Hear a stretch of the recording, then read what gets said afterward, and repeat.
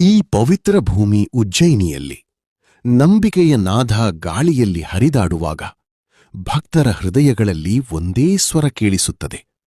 ಓಂ ಶ್ರೀ ಮರುಳಸಿದ್ದೇಶ್ವರಾಯ ನಮಃ. ಏಪ್ರಿಲ್ 21ರಂದು ಭಕ್ತಿಯ ಮಹೋತ್ಸವ, ರಥೋತ್ಸವ. ದೇವರ ದರ್ಶನಕ್ಕಾಗಿ ಕಾದಿರುವ ಲಕ್ಷಾಂತರ ಕಣ್ಣುಗಳು, ಭಕ್ತಿಭಾವದಿಂದ ತುಂಬಿದ ಮನಸ್ಸುಗಳು. ಅಲಂಕೃತ ರಥದಲ್ಲಿ ಅರಸನಂತೆ ಬರುವ ಶ್ರೀ ಜಗದ್ಗುರು ಮರುಳಸಿದ್ದೇಶ್ವರ ಸ್ವಾಮಿ. ಪ್ರತಿ ಹೆಜ್ಜೆಯಲ್ಲೂ ಆಶೀರ್ವಾದ, ಪ್ರತಿ ನೋಟದಲ್ಲೂ ಕೃಪೆಯ ಸುರಿಮಳೆ.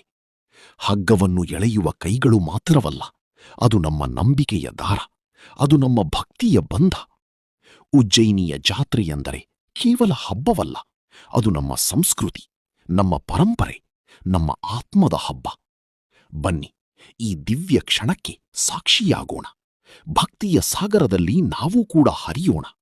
ಶ್ರೀ ಮರುಳಸಿದ್ದೇಶ್ವರ ಸ್ವಾಮಿಗೆ ಜಯ.